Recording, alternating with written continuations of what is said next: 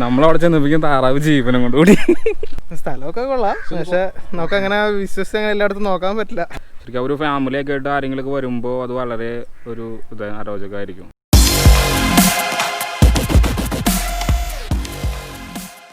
Hi hello guys and welcome back solo ട്രാവലിൻ്റെ മറ്റൊരു വ്ളോഗിലേക്ക് ഇറക്കും സ്വാഗതം. നമ്മൾ നിൽക്കുന്നത് കടമ്പ്രയാറാണ്. അപ്പോൾ നമ്മുടെ കൂടെ എന്നുള്ളത് ജയന്ത കേട്ടോ, എൻ്റെ ഫ്രണ്ടാണ്. അപ്പോൾ ഞങ്ങൾ ഒരുമിച്ചാണ് വന്നത്. ഇപ്പോൾ സമയം ഏതാണ്ട് ഒരു 2:30 ആയിട്ടുണ്ടാവും. അപ്പോൾ നമുക്ക് ഈവനിങ് ഇവിടുത്തെ ഒരു വൈബ് എന്താണെന്ന് അറിയാൻ വേണ്ടിയിട്ട് വന്നത് ഈ സമയത്ത്. ഇപ്പോൾ നല്ല വെയിലുണ്ട്. അപ്പോൾ നമുക്ക് ഒത്തിരി കുറേ നടക്കാനുണ്ട്. നേരെ ഒരു തൂക്കുപാലം അങ്ങനെയുള്ള സംഭവങ്ങൾ ആ അറ്റത്തായിട്ടുണ്ട്. നമ്മൾ ഈ വെയിലൂടെ നടന്ന് പോയി കഴിയുമ്പോൾ അങ്ങനെ അറ്റത്തായിട്ട് ഒരു വേറെ തൂക്കുപാലം കൂടെ ഉണ്ട്. അപ്പോൾ നമുക്ക് ഇതിൻ്റെ കാഴ്ചകളിലേക്ക് പോവാം, കടമ്പ്രയാറിൻ്റെ കാഴ്ചകളിലേക്ക് പോവാം.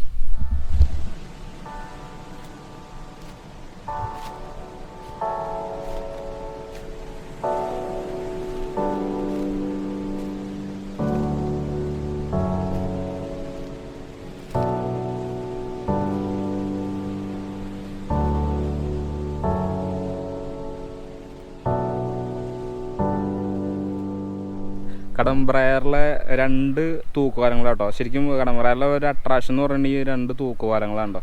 നമ്മൾ അടുത്ത് നിൽക്കുന്ന ഒരു തൂക്കുപാലത്തിന് ഫസ്റ്റ് നമ്മൾ ഇവിടുന്ന് വരുമ്പോൾ കാണുന്ന തൂക്കുപാലം. ഇത് കയറിയിട്ട് വേണം ക്രോസ് ചെയ്ത് അപ്പുറത്തേക്ക് പോകാൻ. അപ്പോൾ നമുക്ക് ഇതിലേക്ക് കയറി നോക്കാം.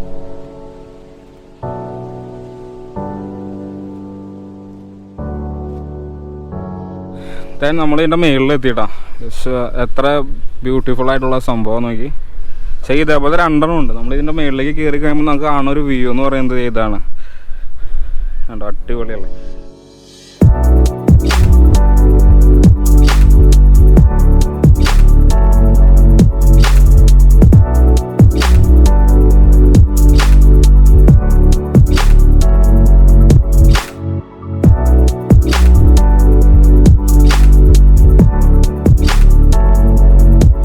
ഏകദേശം എറണാകുളത്ത് നിന്ന് 16 കിലോമീറ്ററും കളമശ്ശേരിയിൽ നിന്ന് 8 കിലോമീറ്ററുമാണ് കടമ്പ്രയാറിലേക്കുള്ളത്. ശരിക്കും ഒരു ഇക്കോ ടൂറിസം പ്ലേസ് എന്നൊക്കെ നമുക്ക് പറയാൻ പറ്റിയ ഒരു സ്പോട്ടാണ്. സെൻട്രലായിട്ടൊരു ചെറിയൊരു പുഴ, 2 തൂക്കുപാലങ്ങൾ, ഇതൊക്കെ തന്നെയാണ് ഈ കടമ്പ്രയാർ എക്കോ ടൂറിസത്തിൻ്റെ മെയിൻ അട്രാക്ഷൻ എന്ന് പറയുന്നത്.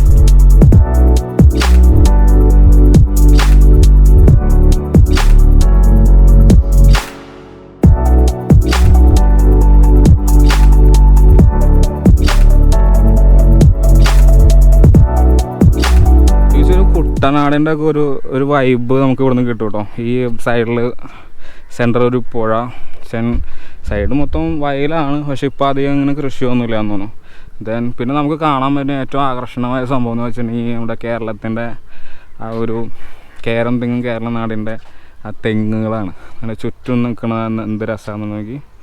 പക്ഷെ നമ്മൾ ഈ വന്ന വഴി മൊത്തം ഇങ്ങനെ കാണാം കേട്ടോ.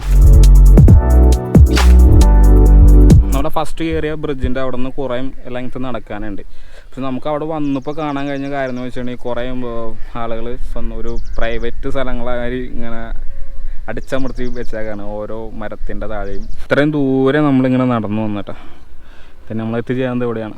നമുക്ക് ഈ അറ്റത്തേക്ക് വന്നിട്ടുണ്ടെങ്കിൽ കാണാൻ കഴിഞ്ഞ ഇത്തരത്തിലുള്ളൊരു കാഴ്ച. അവിടെ ഒരു റെസ്റ്റോറൻറ്റ് ഉണ്ട്. രണ്ടാമത്തെ ഒരു തൂക്കുപാലം കേട്ടോ ഇത്. പിന്നെ വണ്ടർലൊക്കെ ആ സൈഡ് കാണാം കേട്ടോ ചെറുതായിട്ട്. നമുക്ക് ഇനി തൂക്കുപാലത്ത് കയറിയിട്ട് ഈ സൈഡിലേക്ക് പോകാം.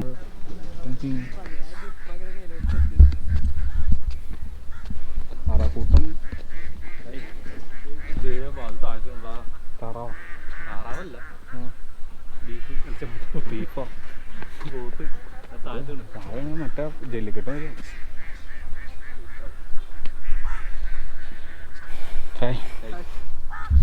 താഴേക്ക് പോകണല്ലേ. നിങ്ങളെവിടെ? ഞാൻ എൻ്റെ കൂടെ കാക്കനാടാണ്.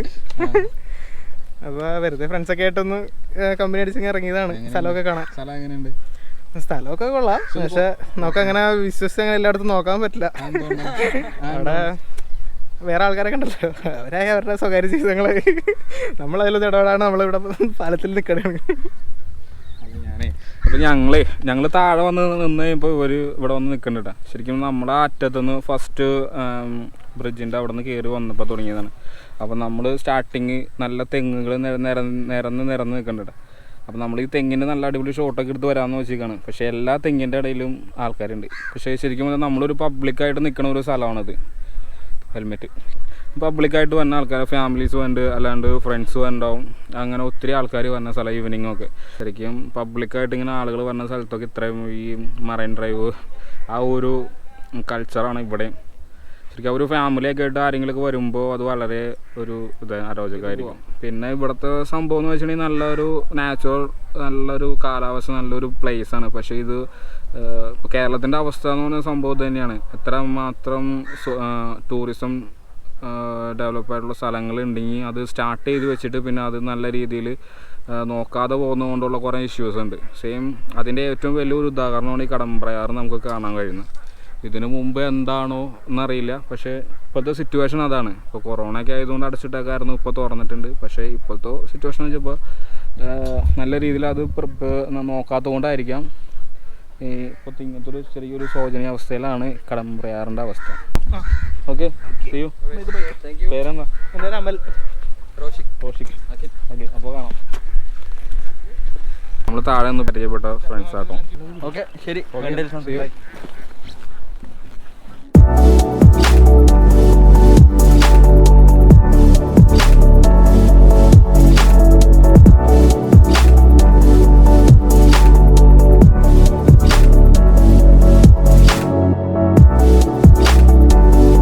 ഈ പാലം ജസ്റ്റ് ഒന്ന് കയറി കാണാം. അപ്പുറത്തേക്ക് കിടക്കാൻ പറ്റുന്നില്ല, ഇപ്പോൾ ചാടി കിടക്കേണ്ടി വരും. നല്ല ജസ്റ്റ് ഒന്ന് അവിടെ വരെ പോയി നോക്കാം. ഇവിടെ വരെ വന്നാലേ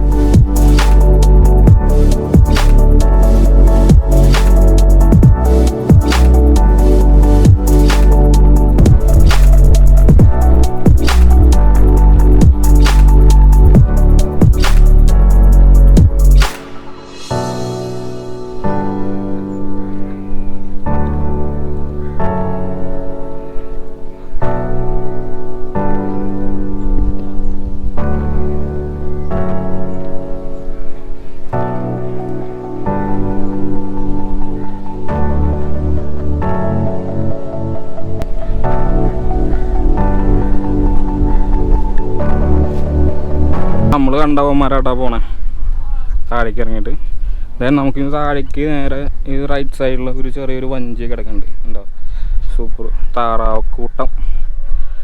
നല്ല രസമല്ലേ താറാവ് കൂട്ടം ഇങ്ങനെ വെള്ളത്തിൽ കൂടെ നീന്തി നടക്കണതാണ്.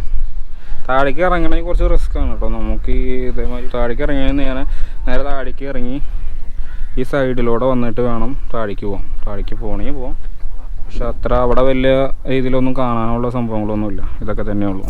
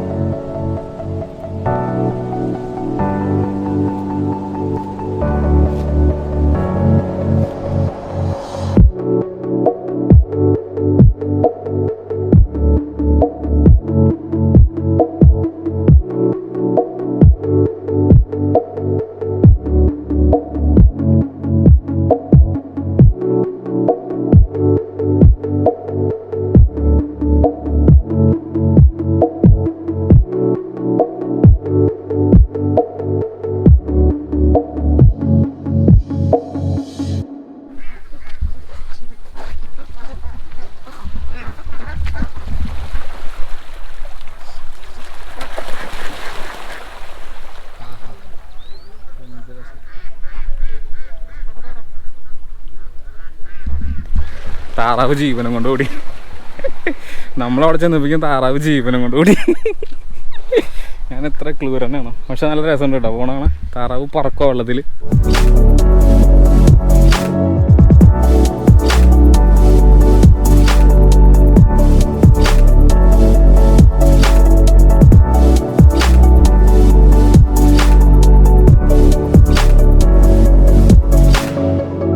ഗൈസ്, അപ്പോൾ നമ്മൾ തിരിച്ച് പോവാം കേട്ടോ. കടമ്പ്രയാറിന്ന് ഒരു ഏകദേശം ഒരു 4 മണി ആയിട്ടുണ്ടോ. ശരി, ഇതാണ് കടമ്പ്രയാറിൻ്റെ ഒരു ബ്യൂട്ടി എന്ന് പറഞ്ഞാൽ. പക്ഷെ നമ്മൾ നെറ്റിലൊക്കെ എന്നെ വലിയ ഫോട്ടോസൊക്കെ കണ്ടിട്ട് പോകുന്നതാണ്. പക്ഷെ നമുക്ക് ഇവിടുന്ന് കിട്ടിയ അനുഭവം ഏറ്റവും ഫസ്റ്റും പറയുകയാണെങ്കിൽ വളരെ തികച്ചും ഒരു പബ്ലിക്കായിട്ട് ബിഹേവ് ചെയ്യാൻ പറ്റാത്ത കുറേ ആൾക്കാർ ഇവിടെ ഇരിക്കുന്നുണ്ട് എല്ലാ തെങ്ങിൻ്റെ കിടക്കയും.